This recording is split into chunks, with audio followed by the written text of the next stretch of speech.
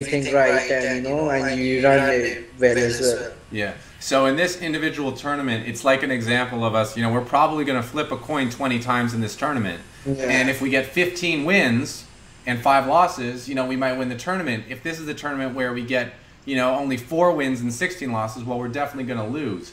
Our And plays. then it's gonna be like the other Yeah. 5, 6, 700 tournaments we played. Yeah, so the betting decisions we make, when we decide how many chips we have, that's the skill part. Which actual card is going to come next, that's the luck part. But we know how often we're going to catch a card that we're going to win with, and that's how we, base our strategy.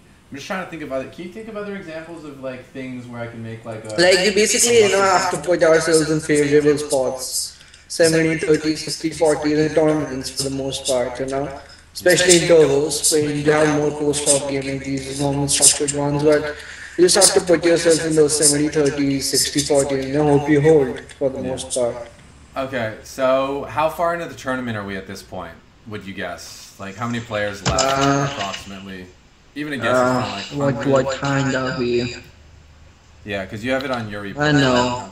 150, 200, 250-ish, I guess, close to that. So we're pretty deep. The tournament started with probably like 9,000 people, and there's like 200 left. No, it started with 17,000 people. It started with 17,000 people in this tournament. So we're in the final 1% of the field, and we're going to make the final 0.001% at the end. Okay. Dude wants to know about the growth in his neck. You can go to the corner, buddy. We'll see you again in 10 minutes. Oh, Big Slick, getting lucky just means, you hit one of your outcomes that was unexpected. Let's say you have 20, let's say there are 50 cards that can come, and 5 of them are good for you and 45 are bad for you. You happen to catch one of the 5 that are good for you, as opposed to a spot where there are 25 good and 25 bad, where it's just neutral luck either way. Okay, so Epicycle, you bet with trips there. You bet with air, so you should bet with trips there too. If you're trying to be balanced, yes. In tournament poker, you don't really need to worry about this concept of balance, because you're never going to play hands with these opponents again, or very rarely. So you can just, whatever you think is going to get you the most value, net you the most value right now, make that play in general. Van, thanks for your feedback. We appreciate it, bro. Jeeth knows the truth. Paps, thank you for the clarification on gambling. Bagvan, also thank you. Nice reach roll, Insomni. Glad you guys are on top of that. Total players defeated in the tourney, we talked about that, 17,000. Richie wants to know which books have given you the most value other than my books. Have you read any other books? Whose did you like? Yeah, Razor's Edge, I have. It's been a while. Kill Everyone, that's pretty good. Yeah, this Moorman's book, the hand reviews that he's done. They get pretty intense. He has some pretty new ways to look at hands. That's the reason I use one of the best. And then I guess I've read some pot limit from 8 books. Which one? And yeah, Mosh. I don't remember, but Alright, PM I me should after have the it stream. in my PM me after the stream. PLO8. Because I want to read some Yeah. PLO8 books. I got a couple. I did read it back in the day, a couple of years ago. I played some PLO8, but then I stopped Okay. after a while. Sick. Yeah. So It was pretty good though. Yeah. Arvindan, I think I talked about the 8-8 before. That it's kind of the perfect spot to call to set mine. And whatever pocket pairs you're willing to get in against the under the gun or early position openers, 30 big blind stack, you should 3-bet to call off with. And all other pocket pairs you should just call. And hands you should bluff with should be just, I don't know, like real junky hands, not hands that can flop well. Twitch trolls will be rivaling YouTubers soon. Thanks, Dustitutes. That means we're doing something good. Go through the hand with 4-4 where he raised the flop. Okay. Yeah, we can go back to that one. That was a good one. I mean, it's mostly just math. But, yeah, Arsh, just talk about... how the board texture plays in, what kind of hands you think he 3-bets and C-bets with, the price you're getting, break down this checklist here. So for the most part, he when he three bets, he has a pretty decently strong range. He does that sometimes with the suited connectors, but this kind of a flop, right? When your heads up, more often than not, right? This flop won't hit your opponent, and even if it does, even if he gets a pair of jacks, even if he gets, a pair five deuce, jack deuce, not that he'll be three betting it with that those hands, but when he has even a top pair, he's not confident putting a stack in, and when you check raise him on that kind of a board, this deep into a tournament, ICM plays a big role as well. So he's not gonna be calling off even when he's mediocre. I could see him calling down with ace jack, but even then he won't be that confident in doing it because there's a three card flush out there on the flop. And there are like a lot of cards I can barrel on the turn and the river. So he'll probably have to make this decision for the rest of his chips if he's gonna call. Yeah. So a lot of I things think. on there. So we're getting a great price on the play. We're also leveraging his entire stack. So although we're risking 50, he's basically playing for 200. So there are very few hands that he can comfortably go with there. And on this kind of a flop, there's not many hands, and even aces they are uncomfortable playing post flop after this check raise. Yeah. If they don't have a club. This is interesting. At Gripsed. Okay, so Status Blue, I posted you links for why you go on tilt and how to stop it, and how to not be emotionally affected by outcomes. If in the big picture you want to avoid tilting and shit, just watch all my videos, follow the advice I give you, especially in my weekly video blogs, and you'll be fine in no time. And another book, Mental Game of Poker. Read that. It'll completely stop you from tilting, at all. That thing is crazy. Yeah. And the review they had with Galfond on YouTube as well, of his book. Okay. That's a crazy book, yeah. Okay, I'll check that out. Okay, at Gripsed, when you call the turn shove with 8-8, don't things like Queen 10 suited with the flush have significant equity, just so that your range is mostly crushed?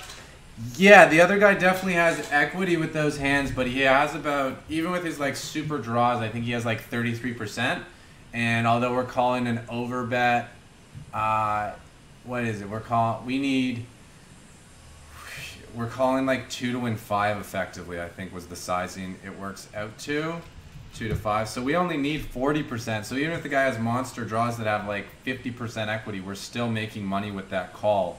You got to factor in pot odds there. If it were on the flop, yes, his super draws with 2 cards to come are a big favorite over us, but with only 1 card to come, I'll go back to the hand so people know what we're talking about.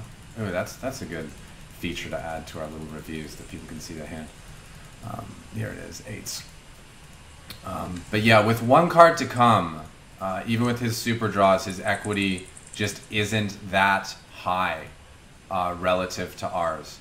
So if it were on the flop, yeah, we'd have to make the folds because he'll have more than 50% equity. But he's got a great hand here. Let's see. Overs, flush draw, and pair outs are against us.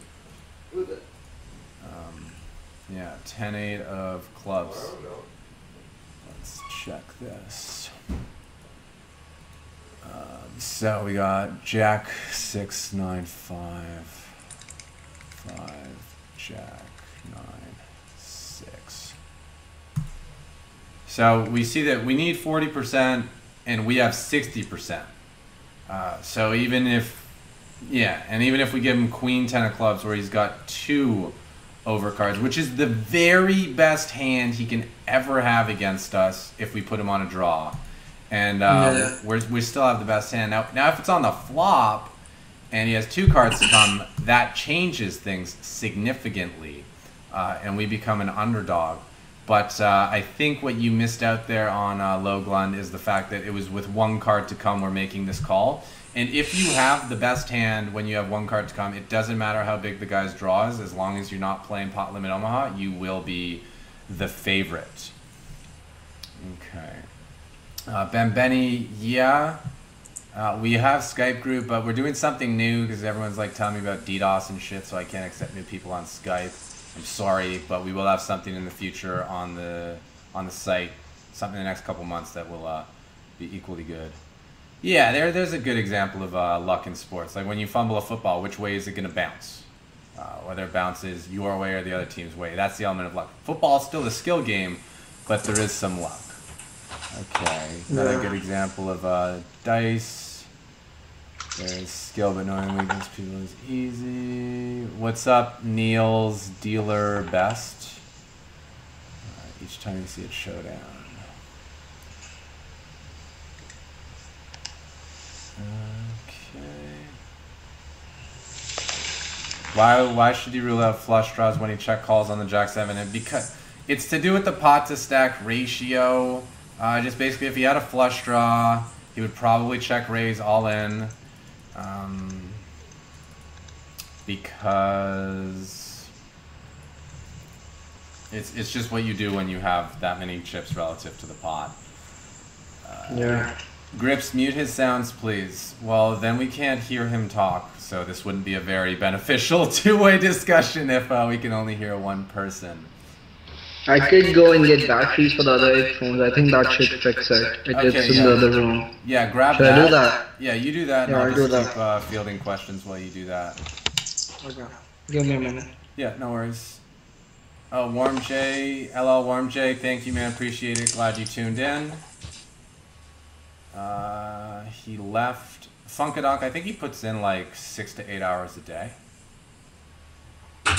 Mookie, any idea what the structure of the T-Coop main? I haven't played a T-Coop main in a while, so I don't know. Kick a lion. For the lols.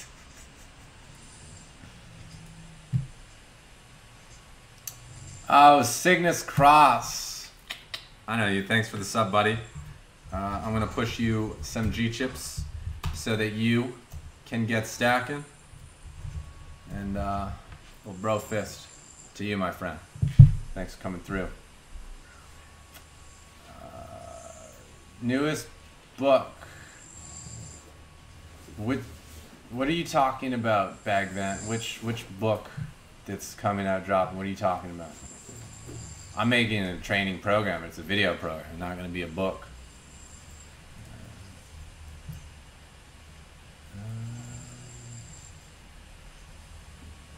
Oh, okay. Well, I think Arvin. I think I talked about the eights on the other hand, but it was mostly came down to his read. I didn't know the opponent, so I couldn't have made that read, so I wouldn't know. Okay. Okay. Turn my volume down. Okay. I mean, we got him listening through headphones, so that should be. I think the echo is because his sound is coming out of my Skype speakers and then into the mic. I have the player muted. He has the player muted, and Arsh is listening through headphones, so we shouldn't be getting echo.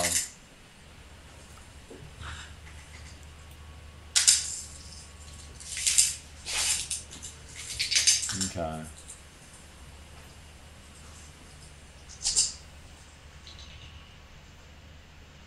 Okay, so are we all... Okay, we're all caught up on the chat. If you only got a couple hours a day, what's the best way to improve your game? I would say spend an hour and a half playing and 25 and 30 minutes reviewing your hands. Or an hour playing, half an hour reviewing your hands, and half an hour asking your friends their opinions on your hands. I'm going to be doing more streams showing you exactly how to do that. So if you guys turn in on Tuesdays, I'll be showing you guys how to get the most out of your play and study sessions. And don't forget, guys, as well, we have a... Oh, now we got that echo. We'll wait for that to be fixed. And we have home games tomorrow, guys. There's going to be a stream from 2 p.m. to 6 p.m. Eastern Standard Time where we're going to be playing home games and just blasting music and shit. So it's going to be a good time. So if you want to actually play some poker with us, tomorrow is the day. Is the sound better? Oh yeah, bag vent. We don't talk about that, bro. That's very, very, very, very secret stuff. You are literally the only person that knows about that. So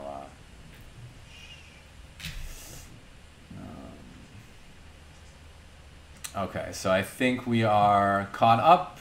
So guys, we're going to get back into the reviewing. Grips, can you hear me? Yeah, I can hear you. we're all good. Yeah, this is okay. You can hear me?